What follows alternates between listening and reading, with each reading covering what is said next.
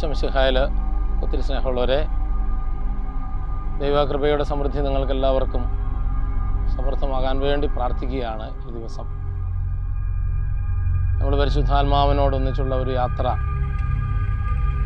ഈ ദിവസങ്ങളിലെല്ലാം പ്രാർത്ഥിച്ച് മുന്നേറുകയാണല്ലോ. ഇന്ന് നമ്മൾ വായിച്ച് ധ്യാനിക്കാനായിട്ട് വരാൻ ഓർമ്മപ്പെടുന്ന ഒരു തിരുവചനം റോമാക്കാർക്ക് എഴുതിയ ലേഖനത്തിൻ്റെ 8-ാം അധ്യായത്തിൻ്റെ 32-ാം തിരുവചനമാണ്. സ്വപുത്രനെ പോലും ഒഴിവാക്കാതെ നമുക്കെല്ലാവർക്കും വേണ്ടി അവനെ ഏൽപ്പിച്ച് തന്നവൻ അവനോടുകൂടെ സമസ്തവും നമുക്ക് ദാനമായി നൽകാതിരിക്കുമോ? അതായത് നമുക്ക് ദൈവം നൽകുന്ന പരിശുദ്ധാത്മാവിനെ കുറിച്ചുള്ളൊരു സൂചന കൂടി ഇതിലുണ്ട്. സ്വപുത്രനെ പോലും നമുക്ക് ഏൽപ്പിച്ചു തന്നു, അവനെ പോലും ഒഴിവാക്കാതെ പിതാവായ ദൈവം തനിക്കുള്ളതെല്ലാം നമുക്ക് നൽകുകയാണ്. ആ കൂട്ടത്തിൽ പരിശുദ്ധാത്മാവും ഉൾപ്പെടുത്തും. പരിശുദ്ധാത്മാവിനെ കൂടി ഉൾപ്പെടുത്തിയാണ് നമ്മൾ വചനം ധ്യാനിക്കുന്നതെന്ന്. പിതാവായ ദൈവം നമ്മുടെ കൂടെ ആയിരിക്കാനായിട്ട് നമുക്ക് സമസ്തവും പിതാവിന് പുത്രനെയും പരിശുദ്ധാത്മാവിനെയും എല്ലാം നൽകുകയാണ്. എന്നിട്ട് ഈ തിരുവചനം വായിച്ച് ധ്യാനിക്കുമ്പോൾ പൗലോസ്ലീഹ തുടർന്ന് പറയുന്നൊരു കാര്യമുണ്ട്.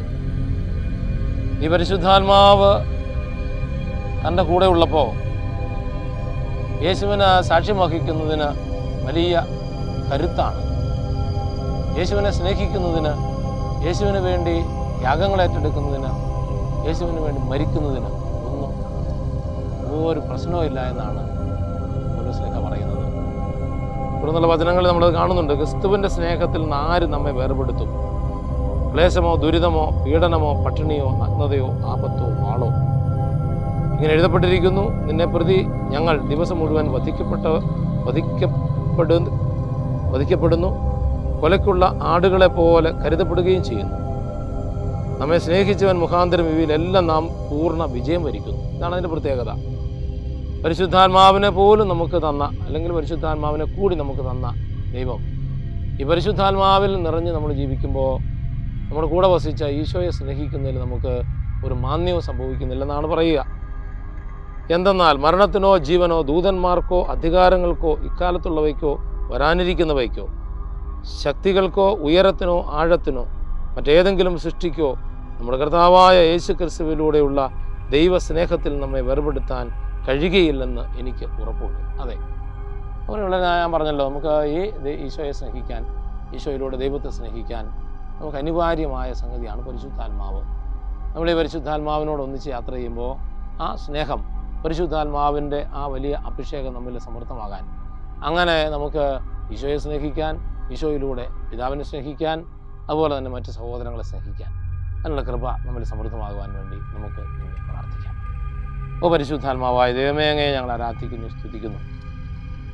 മനുഷ്യകുലത്തിൻ്റെ രക്ഷയ്ക്ക് വേണ്ടി സ്വപുത്രനെ പോലും ഒഴിവാക്കാതെ തന്ന ദൈവം സമസ്തവും ഞങ്ങൾക്ക് നൽകിയെന്നാണ് പറയുക. അപ്പോൾ അങ്ങയെയും ആ കൂട്ടത്തിൽ ഞങ്ങൾ പെടുത്തി ധ്യാനിക്കുകയാണ്. അപ്പോൾ ഞങ്ങൾക്ക് അങ്ങയുടെ സാന്നിധ്യം വലിയ കൃപയും അനുഗ്രഹവുമാണ്. ദൈവസ്നേഹത്തിൽ നിലനിൽക്കാനുള്ള ഏറ്റവും വലിയ